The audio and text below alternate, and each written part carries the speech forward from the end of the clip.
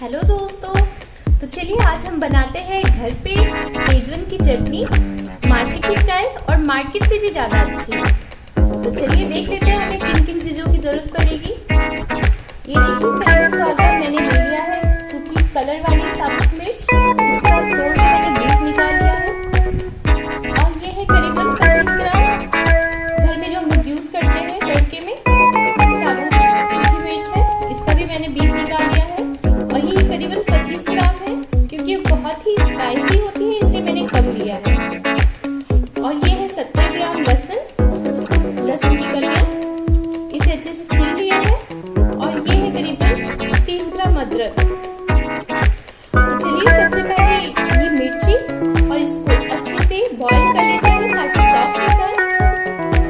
और हमारे लहसुन और अदरक को जिससे हम गाजर घिसते हैं उससे अच्छे से घिस लेते हैं। मैं तो घिसूंगी, आप चाहे तो इसे मिक्सर में भी अच्छे से पीस सकते हैं। इसे अच्छे से पीसना नहीं है दोस्तों, इससे दरदरा पीसना है ताकि जो इसका टेक्सचर है वो अच्छे से बने रहे। तो चलिए दोस्तों, सबसे पहले मैं अपनी मिर्चियों को अच्छे से बॉईल कर लेती हूँ।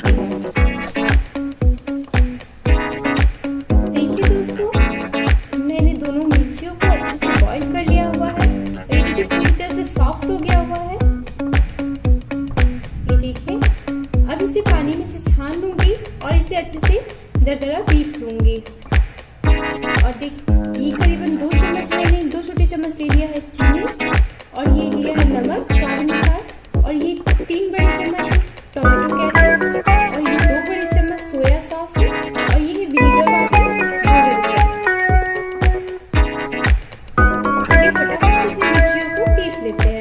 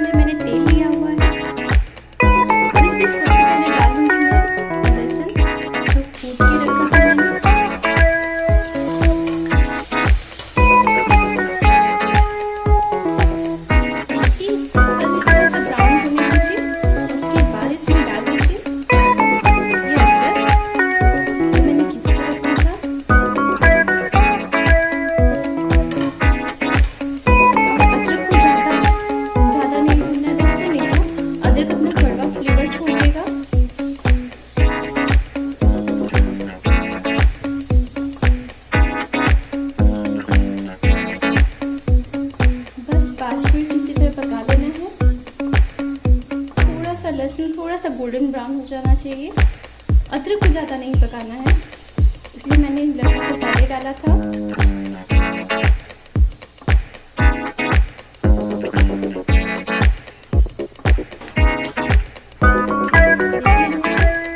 ये हल्का सा भून चुका हुआ है। इसमें डालूंगी सोया सॉस,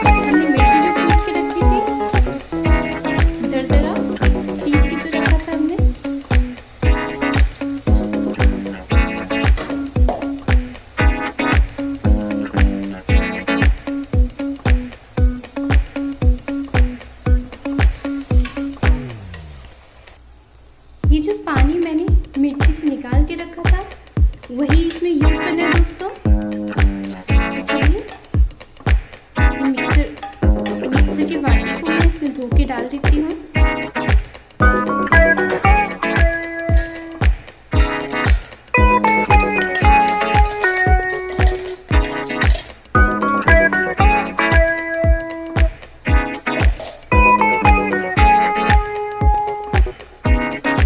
जितना ठीक रखना है उस हिसाब से पानी डाल दीजिए इसमें।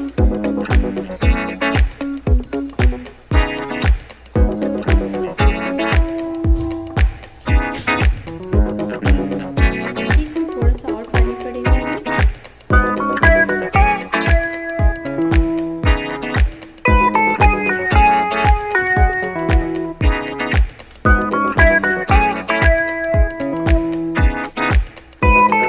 खाने में इसका टेस्ट बहुत ही अमेजिंग आता है दोस्तों।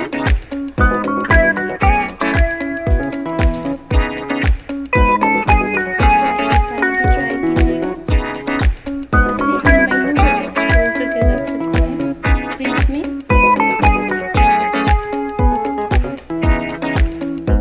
अब इसे इसी तरह ढक के पका देना है। करीबन 10 मिनट तक ढक के पकाना है।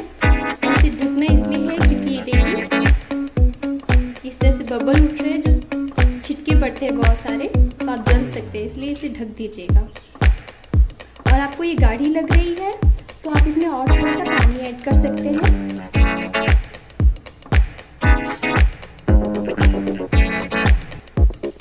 5 मिनट हो चुका है दोस्तों। चलिए इसमें आप स्वाद अनुसार नमक डालिए। नमक इसमें कम ही डालिए दोस्तों, हल्का।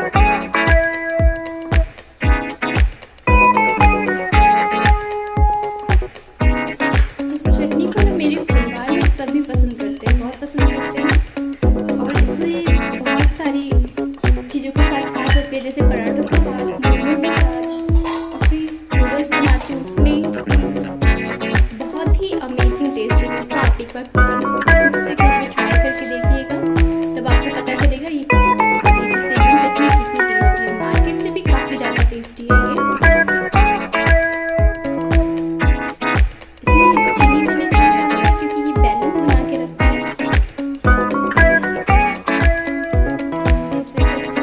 सेजवान चटनी मार्केट वाला देखिएगा, थोड़ा थोड़ा मीठा मीठा फ्लेवर रहता है उसमें, तो उसका बैलेंस बना के रखता है। बहुत ही अच्छा लगता है इससे।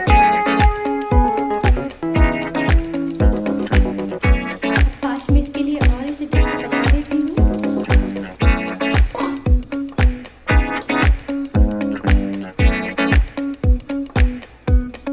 चलिए दोस्तों चेक कर लेते हैं हमारी चटनी तैयार हुई कि नहीं। ये देखिए दोस्तों, हमारी चटनी जो है वो बन के तैयार है। अब फ्लेम ऑफ कर देते हैं।